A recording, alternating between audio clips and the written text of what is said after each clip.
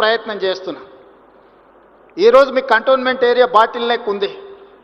రాజశేఖర రెడ్డి గారు ముఖ్యమంత్రిని, మన్మోహన్ సింగ్ గారు ప్రధానమంత్రిగా ఉన్నప్పుడు కూడా డిఫెన్స్ ల్యాండ్స్ ఒక ఇంచ్ కూడా ఇవ్వలేదు. డిఫెన్స్ వాళ్ళు ఒక ఇంచ్ భూమి కూడా ఇవ్వరు.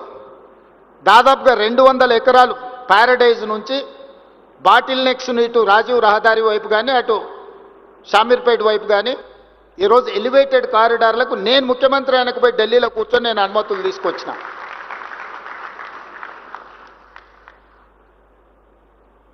ఇవన్నీ కూడా మన నగరం యొక్క ప్రతిష్ట పెంచడానికి. ఈరోజు షామీర్పేట వరకు మెట్రో, ఈరోజు మేడ్చల్ వరకు మెట్రో ఎక్స్పాన్షన్కి మనం ప్రతిపాదనలు ఇచ్చినాం.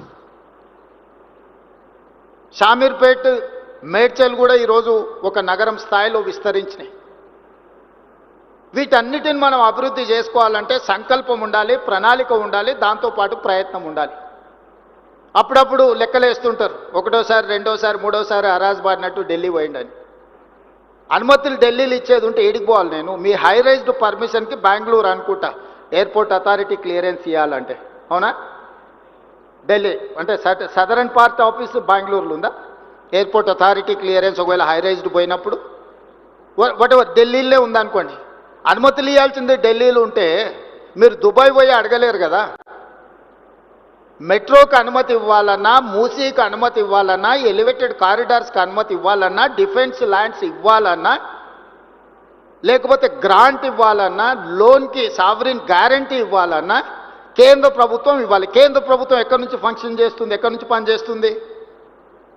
ఢిల్లీ నుంచి.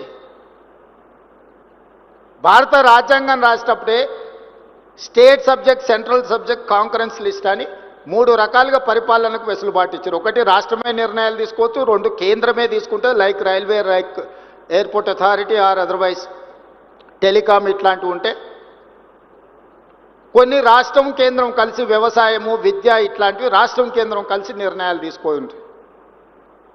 మరి వాళ్ళందరినీ కలిసి ప్రయత్నం చేస్తుంటే ఢిల్లీలో మాకు పెద్ద బంగ్లా ఇచ్చిండ్రు ముఖ్యమంత్రికి. ఢిల్లీలో బంగ్లా ఎందుకు ఇచ్చిండ్రు? ఢిల్లీలో వచ్చి 4 రోజులు ఉండి, నెలకు 4 రోజులు ఢిల్లీలో ఉండి అన్ని శాఖల అనుమతులు తీసుకొని పోవడానికి ఢిల్లీలో ముఖ్యమంత్రి గారికి బంగ్లా ఇచ్చిండ్రు. దాన్ని ఫామ్ హౌస్ లాగా వాడుకొని దావతులు చేసుకోనికి ఇయ్యలే. దాన్ని సద్వినియోగం చేస్తున్నా. ఈరోజు కేంద్రం నుంచి నేను తీసుకొచ్చిన అనుమతులు మీరు లిస్టు తీసుకోండి. ఎప్పుడైనా అసెంబ్లీలో లిస్ట్ అంతా పెడతా నేను. గతంలో పాలకులు కాళేశ్వరం కార్పొరేషన్ పేరు మీద 1 lakh crores ఆల్మోస్ట్ ఖర్చు పెట్టి దాంట్లో ఒక 70,000 కోట్లు మీరందరు వ్యాపారంలో ఉన్నారు కాబట్టి మీతో పంచుకుంటున్నా.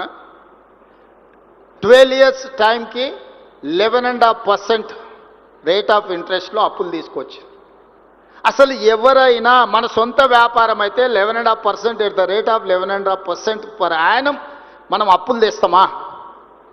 12 సంవత్సరాల పరిమితికి లోబడి 3 సంవత్సరాలు ఆల్రెడీ అయిపోయింది. ఇప్పుడు 9 ఏళ్ళల్లో నేను వచ్చిన 20 నెలల్లో 29,000 కోట్లు నేను అప్పు కట్టిన కాళేశ్వరానికి.